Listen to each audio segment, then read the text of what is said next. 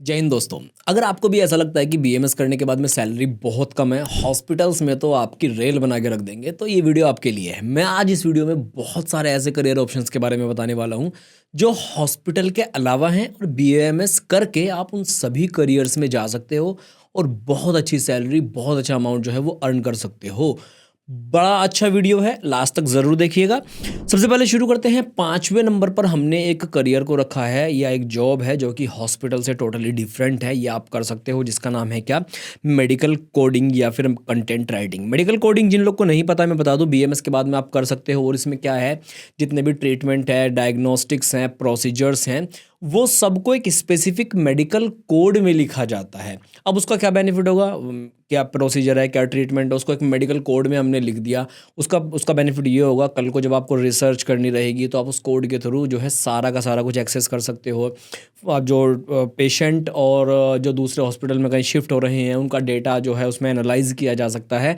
तो एक बहुत बड़ा साइंस है। मेडिकल कोडिंग में जॉब्स अवेलेबल होती हैं, ईजिली आपको मिल भी जाएंगी। आपको एज अ फ्रेशर भी जॉब मिल जाएंगी, एक्सपीरियंस्ड भी जॉब मिल जाएंगी। तो मेडिकल कोडिंग एक अच्छा ऑप्शन हो सकता है। बीएमएस करने के बाद में आप इस पे देख सकते हैं। दूसरा इसी में हमने रखा है क्या, content writing. Content writing basically क्या है, जैसे कि मैं वीडियो बनाता हूँ बीएमएस से रिलेटेड। मैं एक कोचिंग भी स्टार्ट करने वाला हूँ आयुर्वेद के स्टूडेंट्स के लिए। तो जब मैं कोचिंग स्टार्ट करूँगा ना, तो वहाँ पर जो हमारे नोट्स रहेंगे या जो टीचर्स जिस पीपीटी से पढ़ाएंगे ना, वो पीपीटी कौन बनाएगा। टीचर्स के ऊपर इतना बर्डन नहीं डाल सकते कि वो पीपीटीज भी बनाए और नोट्स भी बनाए और वो पढ़ाए भी। तो उसके लिए क्या, एक अलग से डॉक्टर को हायर कर लिया जाता है, सेम फील्ड के स्टूडेंट्स को हायर कर लिया जाता है कि वो सारा का सारा पीपीटी बनाए। बेसिकली ये किस में आ गया, कंटेंट में आ गया। ये तो मैं एक एग्जांपल दे रहा हूँ, कंटेंट में बहुत कुछ आ सकता है, लिटरली बहुत कुछ आ सकता है। तो कंटेंट राइटिंग के जॉब्स निकलते हैं आयुर्वेद से रिलेटेड कंपनीज में। वहाँ पर आप as a content specialist work कर सकते हो। बहुत अच्छी ये जॉब्स आपके लिए होने वाली हैं। तो मेडिकल कोडिंग और कंटेंट राइटिंग एक अच्छा ऑप्शन आपके लिए हो सकता है। आप इसमें देख सकते हैं बियॉन्ड हॉस्पिटल। इसके बाद में जो हमारा चौथे नंबर पर है, अभी जो मैं आपको दूसरा और पहले नंबर की चीज़ें बताऊंगा ना, वो माइंड ब्लोइंग है, लिटरली बहुत अमेजिंग है, सुनकर आप शॉक्ड हो जाओगे। तो चौथे नंबर पर अगर आप देखिए, हॉस्पिटल में वर्क नहीं करना चाहते हैं, किसी के यहाँ क्लिनिक में वर्क नहीं करना चाहते हैं, तो आप मेडिसिन प्रैक्टिस कर सकते हो। मतलब हॉस्पिटल में प्रैक्टिस नहीं करना है, किसी के यहाँ क्लिनिक में प्रैक्टिस नहीं करना है। अगर आप सोशल मीडिया प्रेजेंस आप अपना थोड़ा सा अच्छा सा बना लेते हो, तो आप अपना खुद का टेलीमेडिसिन प्रैक्टिस कर सकते हो या आप किसी कंपनी में भी कर सकते हो। सबसे बड़ी बात इसकी ये है कि आप दुनिया में कहीं पर भी रहो, आप वहाँ से बैठकर टेलीमेडिसिन प्रैक्टिस कर सकते हो। आप किसी भी टाइम पर, किसी भी टाइम जोन में आप ये टेलीमेडिसिन प्रैक्टिस कर सकते हो। आप कहीं पर जॉब करते हो टीचिंग की, और आपको अपना जो है ये प्रेस्क्रिप्शंस लिखना नहीं छोड़ना है, प्रैक्टिस करना नहीं छोड़ना है, तो भी आप पार्ट टाइम टेलीमेडिसिन प्रैक्टिस कर सकते हो। टेलीमेडिसिन प्रैक्टिस आखिर ये है क्या, मैं बताता हूँ। आप मान लीजिए दिल्ली में बैठे हुए हैं, ये आपका लोकेशन हो गया ए, और आपका एक पेशेंट है, वो कहाँ बैठा हुआ है, लंदन में बैठा हुआ है, ये हो गया लोकेशन बी। तो आप internet, mobile, Zoom, Skype, Google Meet या कोई वेबसाइट है, उसके ज़रिए आप उससे क्या कर रहे हैं, उसको कंसल्ट कर रहे हैं वीडियो कॉल या जूम मीटिंग के ज़रिए। आज के टाइम पर टेक्नोलॉजी बहुत एडवांस है, और आपने उसको ऑनलाइन ही प्रिस्क्रिप्शन बना करके भेज दिया, आपने उसको ऑनलाइन ही समझा दिया, आपने उसको ऑनलाइन ही संतुष्ट कर दिया। ये हो गया क्या, टेलीमेडिसिन। आपने एक जगह बैठकर, दुनिया में कहीं पर कोई भी है, वहाँ पर उसको कंसल्ट किया और उसको सारा का सारा कुछ समझा दिया, ट्रीटमेंट के बारे में, मेडिसिन के बारे में, कि जाके भाई अब तो मेडिसिन खरीद ले। ये हो गया टेलीमेडिसिन। अब ये एक बहुत अच्छा ऑप्शन हो सकता है उन लोग के लिए जिनको एक टाइम पर दो जॉब्स करने हैं, जिनको टीचिंग भी करनी है, साथ में प्रैक्टिस भी करनी है, तो वो टेलीमेडिसिन कर सकते हैं। एक अच्छा ऑप्शन आपके लिए हो सकता है बियॉन्ड हॉस्पिटल। तो आयुर्वेद में ज़रूरी नहीं है कि आप सिर्फ हॉस्पिटल में ही जाकर जॉब करें, ये सारे ऑप्शंस भी अवेलेबल हैं। आज के टाइम पर आपने देखा भी होगा, बहुत सारे डॉक्टर्स हैं जो वेबसाइट्स वगैरह पर प्रैक्टिस करते हैं। आपने ऑनलाइन कंसल्ट कर सकते हैं, वीडियो कॉल पर आप उनसे पूछ सकते हैं, चीज़ों को डिस्कस कर सकते हैं। तो आप भी ऐसा कर सकते हैं, कोई बड़ी बात नहीं है। इसके बाद में जो तीसरे नंबर पर है, ये एक ऐसी चीज़ है जिसके बारे में बहुत सारे स्टूडेंट्स को पता ही नहीं होता कि ये आखिर है क्या। ये है, this is all related to pharmaceuticals. अब जो बी फार्मा करते हैं स्टूडेंट्स, आपने उनके बारे में सुना होगा कि वो किसी फार्मास्यूटिकल कंपनी में जॉब करने लगे, अपना फार्मेसी स्टोर लगाने लगे या प्रोडक्शन में काम करने लगे। वो तो ये सब करते ही हैं। आयुर्वेद की बात हम करते हैं। आयुर्वेद में देखिए, जब हम सब जानते हैं एज अ स्टूडेंट, जब हम आयुर्वेद पढ़ते हैं तो हमको मेडिसिन प्रिपरेशन सिखाया जाता है, एक बहुत बड़े लेवल पर सिखाया जाता है, बहुत एक सब्जेक्ट है पूरा एकदम आयुर्वेद में मेडिसिन प्रिपरेशन से रिलेटेड। तो वो क्या हो गया, वो आयुर्वेद फार्मास्यूटिकल हो गया।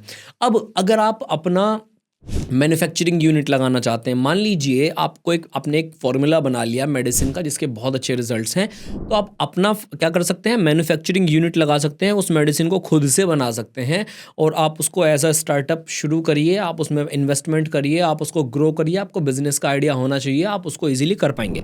तो मैन्युफैक्चरिंग यूनिट आप खुद की लगा सकते हैं, किसके बाद में, BAMS करने के बाद में। ये भी हॉस्पिटल से अलग एक बहुत अच्छा करियर ऑप्शन है।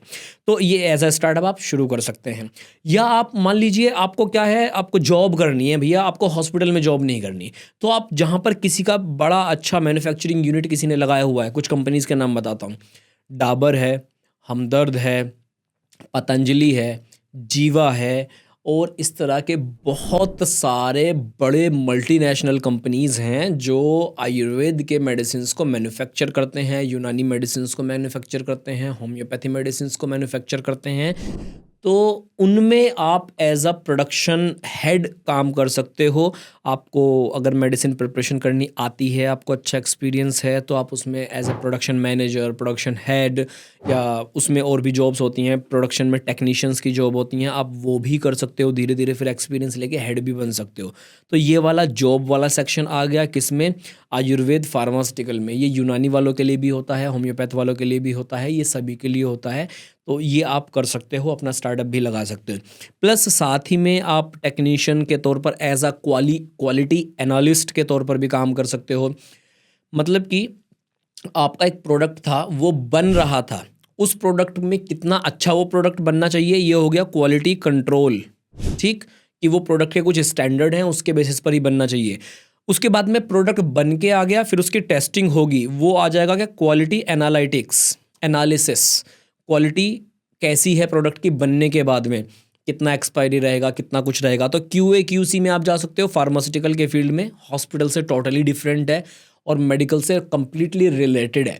तो एक बहुत अच्छा स्कोप है, बहुत अच्छा ऑप्शन है, ये आप कर सकते हो। प्लस मान लीजिए आपके पास थोड़े से मार्केटिंग स्किल्स अच्छे हैं, तो मार्केटिंग स्किल्स को आप इसमें क्या कर सकते हो, बहुत अच्छे से यूज़ कर सकते हो। कैसे यूज़ करोगे मार्केटिंग स्किल्स को, आप इसमें कैसे यूज़ कर पाओगे। मान लो आपके पास में एक क्या था, फॉर्मूला था मेडिसिन का, लेकिन आप उसे खुद नहीं बना सकते। क्यों? क्योंकि आपके पास में मैन्युफैक्चरिंग यूनिट नहीं है। मैन्युफैक्चरिंग यूनिट ना होने का आपके पास में ये नुकसान है कि आप अपने नाम से उस मेडिसिन को नहीं बना सकते। ठीक, एक पॉइंट हो गया। दूसरा पॉइंट ये है कि बहुत सारे मैन्युफैक्चरर क्या करते हैं, थर्ड पार्टी मैन्युफैक्चरिंग करते हैं मेडिसिन्स की। आप उनको अपना फॉर्मूला दो, उनको बोलो कि स्ट्रिक्टली मेरे को इसी फॉर्मूला के ऊपर जो है अपना मेडिसिन चाहिए, बना करके आप मुझे दो। उसके बहुत सारे बेनिफिट हैं। वो आपको मेडिसिन बना कर देगा, जिसका भी मैन्युफैक्चरिंग यूनिट है वो आपको मेडिसिन जो है वो प्रिपेयर करके देगा, उसका पूरा अच्छे से बना करके देगा।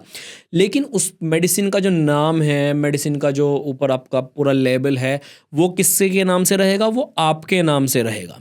मेडिसिन के पीछे सिर्फ छोटा सा लिखा हुआ होगा, क्या, manufactured by this pharmaceutical company. उसमें एक बेनिफिट तो ये है कि अगर मान लो मेडिसिन में कल को कोई डिफेक्ट आता है ना, तो आप कोर्ट में ये कह सकते हो कि ये मेडिसिन मैंने बनाई ही नहीं है, ये तो उस फार्मास्यूटिकल कंपनी ने बनाई है, हम तो सिर्फ मार्केटिंग कर रहे हैं इसकी। तो आप पकड़ना है तो उसको पकड़ो जाके। तो ये कहता है कि एक बिजनेस करने का आइडिया है, बिजनेस करने का तरीका आपको आना चाहिए। आपके पास मार्केटिंग की टीम है, आपके पास में मार्केटिंग के लिए इन्वेस्टमेंट है, तो आप खुद मत बनाओ। 10 लाख रुपए आप नहीं लगा सकते, 20 लाख रुपए आप नहीं लगा सकते मैन्युफैक्चरिंग यूनिट लगाने में, प्लांट लगाने में। तो आप किसी दूसरे से बनवा लो और उसको मार्केट करो। तो एक बहुत अच्छा ऑप्शन है मार्केटिंग करना। फार्मास्यूटिकल कंपनी में आप अपना मार्केटिंग कंपनी रजिस्टर कर लो और ऑनलाइन मेडिसिन बेचना शुरू करो, ऑफलाइन मेडिसिन बेचना शुरू करो। तो ये आप कर सकते हो। टेलीमेडिसिन के द्वारा भी आप ये सब कर सकते हो, अपनी मेडिसिन को रिकमेंड कर सकते हो, वो ऑनलाइन ऑर्डर कर सकते हैं। तो बहुत अच्छा ऑप्शन है एक। इसके बाद में जो सेकंड नंबर का ऑप्शन है, मैंने बताया था, आप शॉक्ड हो जाओगे लिटरली सुन के। आयुर्वेद में अब से पहले क्या था, जो स्टूडेंट्स ये कहते थे कि हमें जाना है रिसर्च में, उनके लिए बड़ी मुश्किल होती थी। क्यों मुश्किल होती थी कि पहले आप PG करोगे, उसके बाद में फिर आप PhD के लिए ढूंढते फिरोगे किस कॉलेज में आपको एडमिशन मिलेगा, बड़ी प्रॉब्लम होती थी। अभी क्या है, अभी 2024 के दिसंबर सेशन से आप लोग को नहीं पता अगर है तो मैं बताता हूँ, एक एग्ज़ाम होता है PhD के लिए, UGC नेट, जो बहुत सारे सब्जेक्ट्स में अब से पहले कंडक्ट करवाया जाता था, उसमें आयुर्वेद नहीं था। उसमें मान लो 40-50 सब्जेक्ट थे, वो साइंस के सभी सब्जेक्ट्स के लिए होता था, माइक्रोबायोलॉजी के लिए, बायोटेक्नोलॉजी के लिए, या फिर आप मैथमेटिक्स, फिजिक्स, केमिस्ट्री, या फिर लैंग्वेज में भी होता था, संस्कृत में, हिंदी में, उर्दू में, इंग्लिश में, जियोलॉजी में, बहुत सब में होता था। तो उसमें क्या कर दिया गया है, आयुर्वेद को ऐड कर दिया गया है 2024 दिसंबर सेशन से। और ये जो यूजीसी नेट आयुर्वेद बायोलॉजी का एग्ज़ाम है, आप इसको दे सकते हो। आपको पीजी होना चाहिए, बीएमएस के बाद में पीजी आप कर सकते हैं। पीजी के बाद आप क्या करेंगे, इस एग्ज़ाम को दे सकते हैं। इस एग्ज़ाम को पीजी में एडमिशन लेने के बाद भी इस एग्ज़ाम को आप दे सकते हैं। ओके, तो आप एलिजिबल हैं। तो यूजीसी नेट आयुर्वेद बायोलॉजी, इसके बारे में मैंने एक डिटेल में वीडियो बनाया हुआ है, जो आपको ये वाले वीडियो जाकर देखना पड़ेगा। इसमें मैंने इसके बारे में डिटेल में बताया है, आप जाकर देखोगे, समझ में आ जाएंगी चीज़ें डिटेल में। Ayurveda biology UGC net exam है क्या। आप इस एग्ज़ाम को देंगे पीएचडी के लिए, और अगर इस एग्ज़ाम में आप क्वालिफाई कर लेते हैं तो आपको पीएचडी करने के लिए मिलेगा, और आप ईजिली किस में जा सकते हो, रिसर्च में जा सकते हो। और इसका सबसे बड़ा बेनिफिट ये है, अगर आपको एक बार पीएचडी में एडमिशन हो गया ना, तो आपको पर मंथ लगभग 45,000 से लेकर 50,000 के बीच में क्या मिलेगा, स्टाइपेंड मिलेगा पर मंथ। हर महीने का आप इसको सैलरी बोल लो, फेलोशिप बोलो, स्टाइपेंड बोलो, कुछ भी बोलो, ये आपको हर महीने मिलेगा 5 साल तक। 2 साल तक 45-50 हज़ार मिलता है, फिर थोड़ा बढ़ जाता है बाकी के 3 साल में। 5 साल का पीएचडी होता है।